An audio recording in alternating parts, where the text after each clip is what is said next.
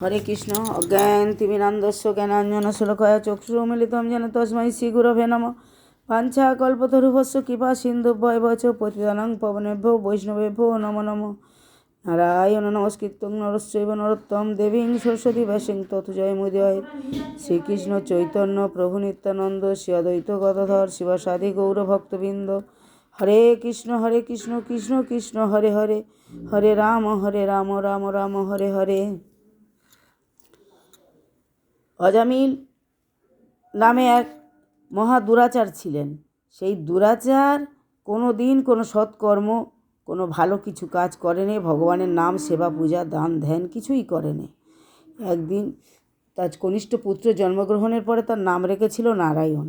সেই নারায়ণের নাম জপ শেষ সময় যখন অজামিলের দিন শেষ হয়ে এসছে, মৃত্যুর সময়, তখন ওই নারায়ণ নারায়ণ বলে অজামিল ডেকেছিলেন তার ছোট্ট পুত্রকে দেখবে বলে শেষ সময়।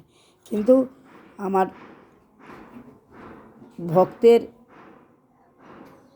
ভক্তাধীন ভগবান তখন তার নাম উচ্চারণ শ্রবণ করেছিলেন এবং তিনি তাকে কৃপা লাভও করেছিলেন। তাই অজামিল যখন দেহ রাখে, যখন তার মৃত্যু হয়, তখন তাকে যমদূত এবং কৃষ্ণদূত, যমদূত নিতে এসছে এবং কৃষ্ণদূত তাকে রক্ষা করছেন। বলছেন যে ও তো নারায়ণকে ভক্ত ছিল, মৃত্যুকালে নারায়ণের জপ করেছে, তাই ওকে আপনাদের অধিকার নেই, ওর দেহের প্রতি আমাদের অধিকার। তখন ভগবান, তখন যমদূতরা বলছেন যে ও তো কোনো দিন কোনো সৎকর্ম ভালো কিছু কাজ করেনি, তাহলে ওকে কী জন্য আপনারা রক্ষা করছেন? ওকে তো যমপুরে নিতে এসেছি ধর্মরাজের আদেশে, তাই আমরা ওকে যমপুরীতে নিয়ে যাব। তখন যমদূতরা তাকে নিয়ে যাওয়ার জন্য টানাটানি করছেন আর কৃষ্ণদূতেরা তাকে রক্ষা করছেন। তখন কৃষ্ণদূতের কাছে যখন না পেরে তারা তখন যমরাজের কাছে গিয়ে সমস্ত বৃত্তান্ত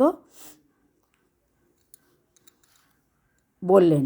সমস্ত বৃত্তান্ত বলার পরে তখন কি করলেন, যমরাজ খাতা খুলে চিত্রগুপ্তকে খাতা খুলে দেখতে বললেন যে সে মৃত্যুকালে নারায়ণকে ডেকেছিল। সেই কৃপা বলে তার সমস্ত অপরাধ খণ্ডন করে দিয়ে দিয়েছে, তাই তাকে বৈকুণ্ঠ ধাম প্রাপ্তি হতে হবে, কৃষ্ণ হবে। তার আর যমদূতের প্রতি, তার দেহের প্রতি কোনো অধিকার নেই, তাই যমপুরীতে তাকে নিয়ে যাওয়া সম্ভব হলো না। তাই যমরাজা যখন দেখলেন চিত্রগুপ্তের খাতা খুলে, তখন দেখলেন যে ও কৃষ্ণের নাম মরণ সময় নারায়ণের নাম জপ করেছে, ও মুক্তি লাভ হয়ে গেছে। তাই এই জন্য পুত্রকন্যাদের নাম তখনকার দিনে রাখতেন।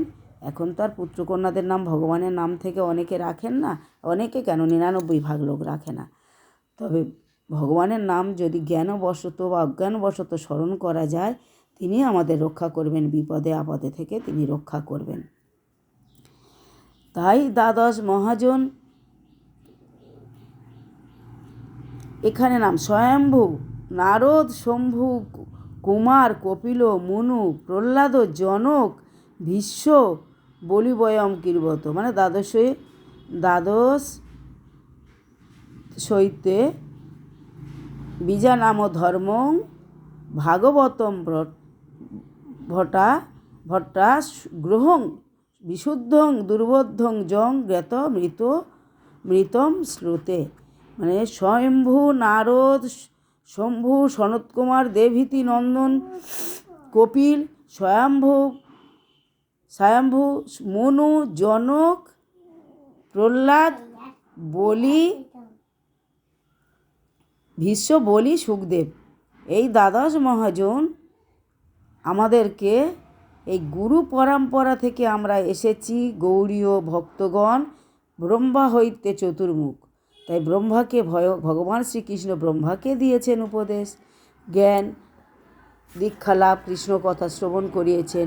তাই ব্রহ্মা নারদকে বলিয়েছেন, নারদ ব্যাসদেবকে, এইভাবে গুরু পরম্পরা গৌড়ীয় ভক্তরা এসেছেন। তাই গৌড়ীয় গ্রন্থ অনুযায়ী আপনাদের কিছু সংক্ষিপ্ত কাহিনী আস্তে আস্তে শ্রবণ করাবো। তাই আজকের আমি ওই নারায়ণের, অজামিলের উদ্ধারের সংক্ষিপ্ত গল্পটা আপনাদেরকে শোনালাম এবং দ্বাদশ মহাজনের নাম শ্রবণ করাইলাম।